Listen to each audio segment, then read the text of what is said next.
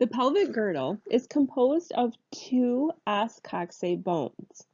And this is different from the pelvis, where the pelvis is made up of four bones that include the two os coxae, the sacrum, as well as the coccyx. So with the pelvic girdle, we have a left os coxae and a right os coxae. And these are commonly known as our hip bones. And these two os coxae are actually made up of three bones that have fused together once we hit about 13 to 15 years of age. So in this picture down here, the three bones that make up the os coxae are the ilium, the ischium, which is more posterior, and then the pubis, which is more anterior. So the os coxae will articulate with the sacrum, and it will also articulate with the femur. And so the region where it articulates with the femur, here that I'm highlighting in purple, is at the acetabulum. And so the acetabulum is going to be a deep and curved depression that's on the lateral sides of the os coxae. And all three bones, as you can see in this colored cartoon, help to make up that acetabulum.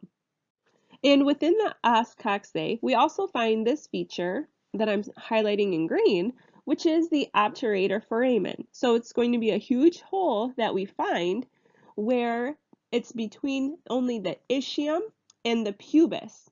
And this is for large nerves and blood vessels that extend to our lower limbs will pass through.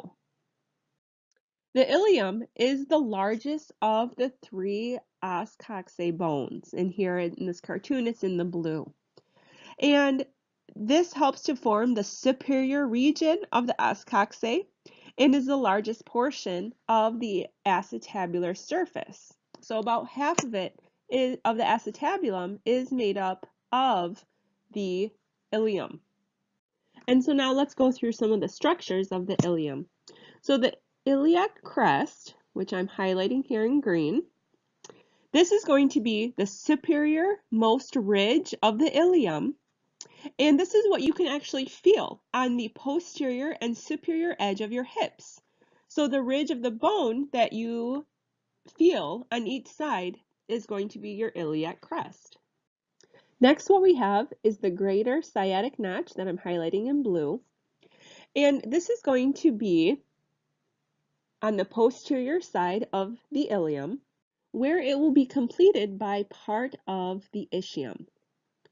And here, for the greater sciatic notch, this is where the sciatic nerve will travel to the lower limbs. And the sciatic nerve is the largest nerve that we have within our body. So you'll see that the posterior inferior iliac spine is going to be the superiormost portion of the greater sciatic notch, and then the ischial spine will be the end of that greater sciatic notch.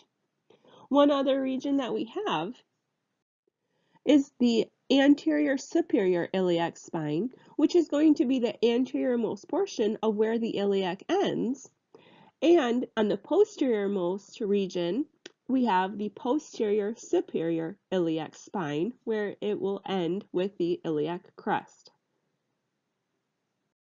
The second bone of the os coxae is the ischium, and the ischium is going to be on the posterior side of the os coxae, and it helps to make up about 2/5 of the acetabular surface.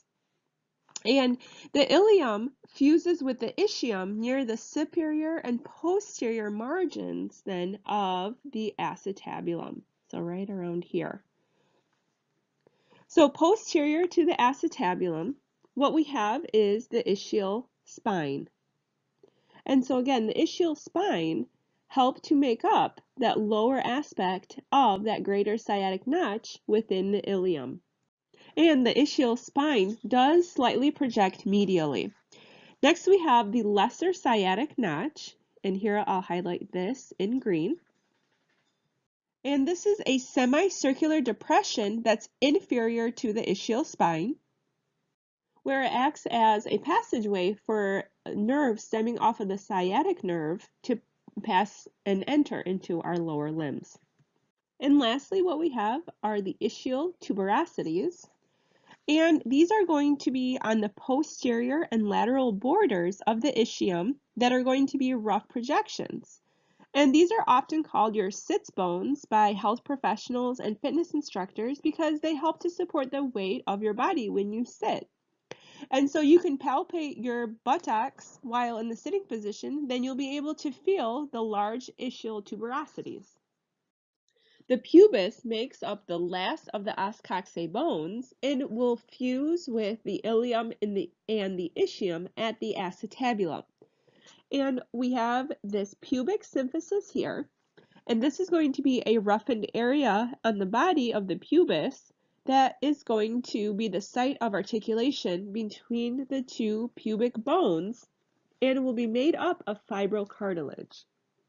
Often, the pelvis is used to identify differences between males and females. And again, the pelvis now is going to be the two os coxae, the sacrum, as well as the coccyx, so made up of 4 bones. All right, so in general, with the female pelvis, what we see is that it's going to be less massive and the width of it is going to be a little bit wider when we compare it to the male pelvis. Also, what we have is the pelvic inlet. Here is going to be a lot more spacious, and the purpose of it is for the, if a possible fetus to travel down the birth canal during labor and delivery. The acetabulum in a female pelvis is a little bit smaller, and then the greater sciatic notch is also going to be wider and shallower than of the male pelvis.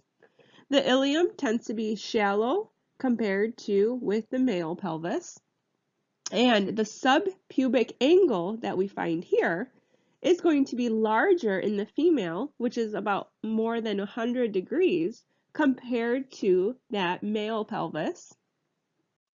The sacrum is going to be smaller and wider compared to the male, and the ischial spine that we see right here, it does not point towards the pelvic outlet because, again, as the fetus is going to travel down the birth canal, it wouldn't want to brush against those sharp, prominent structures.